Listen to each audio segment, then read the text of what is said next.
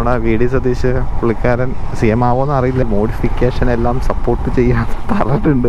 എന്ത് കുതിരയാ ഇത്? ശരി, EV വണ്ടി എടുക്കാന്നുള്ള മൈൻഡ് സെറ്റാണ്.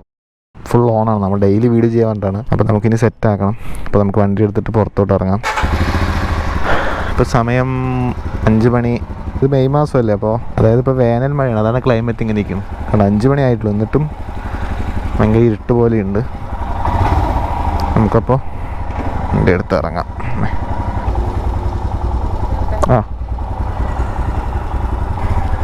ഇലക്ഷൻ്റെ റിസൾട്ട് വന്നു.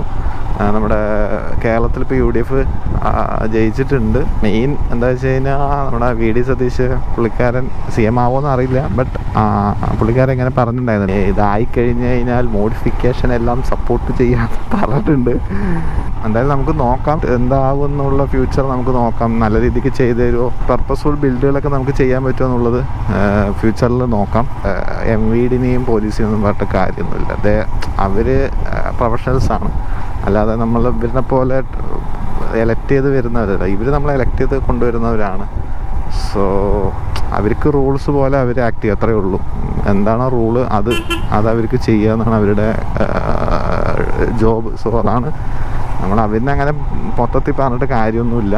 സോ എന്തായാലും നമുക്ക് കാണാം. നമുക്ക് ഇനിയിപ്പോൾ എന്തായാലും മോഡിഫിക്കേഷൻ ഇതിന് ആളങ്ങനെ തന്നെ ഡയറക്റ്റ് പറഞ്ഞിട്ടുണ്ടല്ലോ. അപ്പോൾ സോ നമുക്കത് എന്തായാലും ഫ്യൂച്ചർ ഒന്ന് എന്തായാലും നമുക്ക് നോക്കാം ഇനി എന്താവും എന്നുള്ളത്. നിങ്ങൾ വണ്ടിയുടെ ഡോക്യുമെൻറ്റ്സ് കാര്യങ്ങളെല്ലാം നിങ്ങൾ സോഫ്റ്റ് കോപ്പി തന്നെ കീപ്പ് ചെയ്യാതിരിക്കുക. ഒരു ഹാർഡ് കോപ്പി എടുത്ത് വണ്ടി വെക്കുക. അപ്പോൾ ഞാൻ എൻ്റെ വണ്ടിയിൽ ഹാർഡ് കോപ്പി ഉണ്ട്. മെയിനായിട്ട് വേണ്ട ഡോക്യുമെൻറ്റ്സ് RC, പിന്നെ ഇൻഷുറൻസ്, പിന്നെ പൊല്യൂഷൻ. അപ്പോൾ ഇതെല്ലാത്തിൻ്റെ ഒരു ഹാർഡ് കോപ്പി എടുത്ത് വയ്ക്കുക. അതിൻ്റെ കൂടെ തന്നെ നമ്മുടെ ലൈസൻസിൻ്റെ ഒരു കോപ്പി എടുത്ത് വയ്ക്കുക. എല്ലാ ടൈമും നമുക്ക് ഓൺലൈന് ഡിപ്പെൻഡ് ചെയ്യാൻ പറ്റില്ല.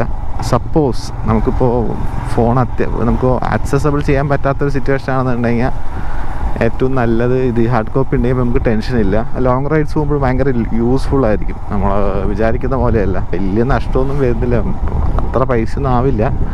അതൊരു പ്ലാസ്റ്റിക് കവറിൽ കറക്റ്റായിട്ടൊന്ന് പാക്ക് ചെയ്തിട്ട് വണ്ടി വയ്ക്കുക. മഴ വന്നാലും സീനില്ല എന്നുള്ള രീതിക്ക് അതിനെ സെറ്റ് ചെയ്ത് ഉള്ളിൽ തന്നെ വയ്ക്കുക. മോട്ടോർ സൈക്കിളിലെ ഡോക്യുമെൻറ്റ്സ് എല്ലാം ഓൺലൈനാണെങ്കിൽ അക്സെപ്റ്റൊക്കെ ചെയ്യും. ഒഫീഷ്യലായിട്ടുള്ള അപ്ലിക്കേഷൻസ് ഒക്കെ ഉണ്ട്. ഈ ഓൺലൈനായിട്ട് കാണിച്ചു കൊടുക്കാം. വാലിഡൊക്കെയാണ്, അത് പ്രശ്നമൊന്നുമല്ല. പിന്നെ നമ്മുടെ തമിഴ്നാട് നോക്കും. തമിഴ്നാട് പൊളിറ്റിക്സിൽ എന്താ സംഭവിച്ചു? ഇപ്പോൾ വിജയ് ജയിച്ചു. 107 സീറ്റൊക്കെ ഉണ്ട് പുള്ളിക്കാരന്. വേറെ പാർട്ടികളുടെ കക്ഷിയൊന്നുമില്ല. പുള്ളിക്കാരൻ അത്രയും ഹോംവർക്കാണ്. അതേപോലെ ഗ്രൗണ്ട് വർക്കും പക്കയായിട്ട് ചെയ്തു. നമ്മളും പ്രതീക്ഷിച്ചിട്ടുണ്ടായിരുന്നില്ല. മീൻസ് പുള്ളിക്കാരൻ ആളുടെ സീറ്റ് ജയിക്കും, പിന്നെ കുറച്ച് സീറ്റുകൾ അടിക്കുന്നൊക്കെ നമുക്കുണ്ടായിരുന്നു. പക്ഷേ ഇതെന്താ വെച്ച് കഴിഞ്ഞാൽ കംപ്ലീറ്റ്ലി അടിച്ചിട്ടുണ്ട് സീറ്റുകൾ. നമ്മൾ പണ്ടും പറയുന്നത് രക്ഷകൻ പടം ചെയ്യും, രക്ഷകൻ ഏതായാലും രക്ഷകൻ. ബട്ട് പുള്ളിക്കാരൻ ജയിച്ചിട്ടുണ്ട്. പറഞ്ഞിട്ട് കാര്യമില്ല, ജയിച്ചു, അത്രേ ഉള്ളൂ. ഇനി അതിൽ വേറെ ഇതൊന്നുമില്ല. ഇനി നമുക്കൊക്കെ കാണാം. ഇതൊക്കെ നമ്മൾ ലൈവായിട്ട് കാണുന്നതാണ് ഓരോന്നൊക്കെ.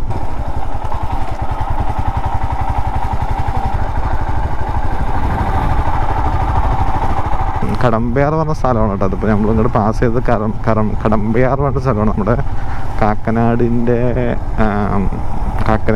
കുറച്ച് ബാക്ക് സൈഡായിട്ട് വരും. ഇവിടെ വന്നു കഴിഞ്ഞാൽ പീസ്ഫുള്ളാണ്. അങ്ങനെ ഒരുപാട് റഷൊന്നുമില്ല.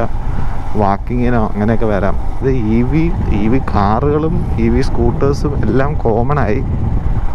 ഇനി ബൈക്കിലും കൂടെ കയറാനേ ഉള്ളൂ. അപ്പോൾ ബൈക്ക് തന്നെ അൾട്രാവയലറ്റൊക്കെ ഉണ്ട്. നമ്മുടെ അൾട്രാവയലറ്റ് F77, പിന്നെ തന്നെ H47 എന്നൊക്കെ പറഞ്ഞിട്ട് മോഡലുകളുണ്ടോ, മറ്റേ അഡ്വഞ്ചർ ടൈപ്പ് പോലെയുള്ള. അതൊക്കെ നന്നായിട്ടുണ്ട്, കാണാനും നേരിട്ട് തന്നെ നന്നായിട്ടുണ്ട്. ഇവിടെ ഞാൻ 2-3 വണ്ടി കണ്ടായിരുന്നു നേരിട്ട്. സംഭവം നൈസായിട്ടുണ്ട്.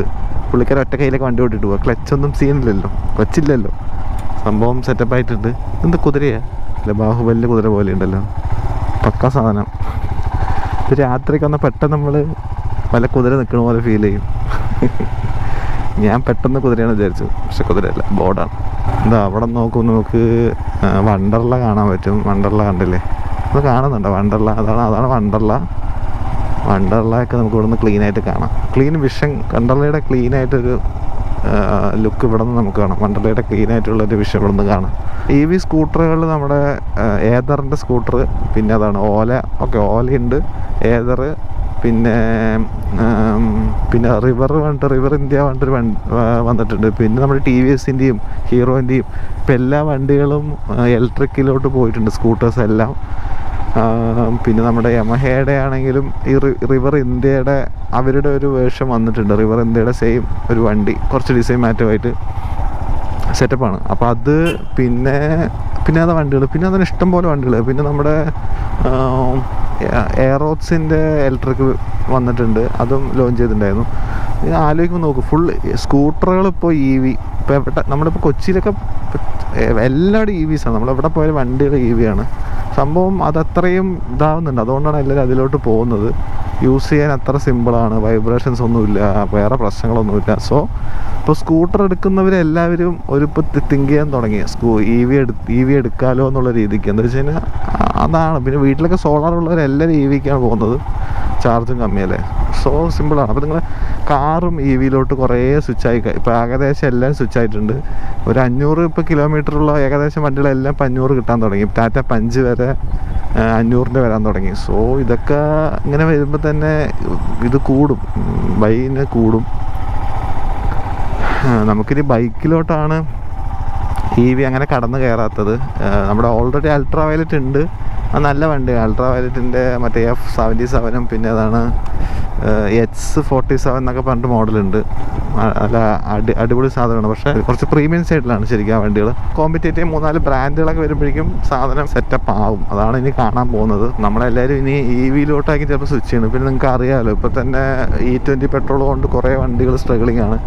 ഇനി E85 അങ്ങനെ എന്തോ എന്നൊക്കെ പറയുന്നുണ്ട്. നമ്മുടെ റോയൽ എൻഫീൽഡിൻ്റെ ക്ലാസിക്കൊക്കെ E85 വെച്ചിട്ട് ടെസ്റ്റ് ചെയ്യുന്നതിൻ്റെ ഒരു സ്പൈ ഇമേജൊക്കെ വന്നിട്ടുണ്ടായിരുന്നു. സോ ഭയങ്കര സ്കെയറിയാണ്. എന്താ വെച്ച് കഴിഞ്ഞാൽ ഇവർ ഈ പെട്രോളിൽ ഇങ്ങനെ പുറത്തുനിന്ന് ഡിപ്പെൻഡ് ചെയ്യേണ്ടതെന്ന് പറഞ്ഞിട്ട് ഇങ്ങനെ ഓരോരോ സംഭവങ്ങളൊക്കെ ചെയ്തിട്ട് ഇവിടെ നിന്ന് എഥനോൾ മിക്സ് ചെയ്ത് ലാസ്റ്റ് എഥനോൾ 100 ആവും. പെട്രോളൊക്കെ മാറി എഥനോളിൽ ഓടുന്ന വണ്ടി വരും. പിന്നെ EV വണ്ടിയിലോട്ട് തന്നെ എല്ലാവരും ശരി EV വണ്ടി എടുക്കാമെന്നുള്ള മൈൻഡ് സെറ്റ് ആവും. പറഞ്ഞിട്ട് കാര്യമില്ല, ഇപ്പം അങ്ങനെയാണ് പോകുന്നത്. EV വണ്ടി ഞാൻ മറ്റേ അൾട്രാ വയലറ്റ് അതൊന്നും ഞാൻ ഓടിച്ചിട്ടില്ല. എപ്പോഴെങ്കിലും ആ വഴി പോവുകയാണെങ്കിൽ ഒന്ന് ടെസ്റ്റ് ഡ്രൈവ് ചെയ്യാൻ കിട്ടുകയാണെങ്കിൽ നോക്കാം. അല്ലാതെ നമ്മൾക്ക് ഇങ്ങനെ ബ്രാൻഡുകളൊന്നും ഇവിടെ വന്നിട്ട് വണ്ടി നിങ്ങൾ ടെസ്റ്റ് ഡ്രൈവ് ചെയ്തോന്നുള്ള കൺസെപ്റ്റ് ഇല്ല. സ്ഥലം കൊടുക്കണില്ലല്ലോ.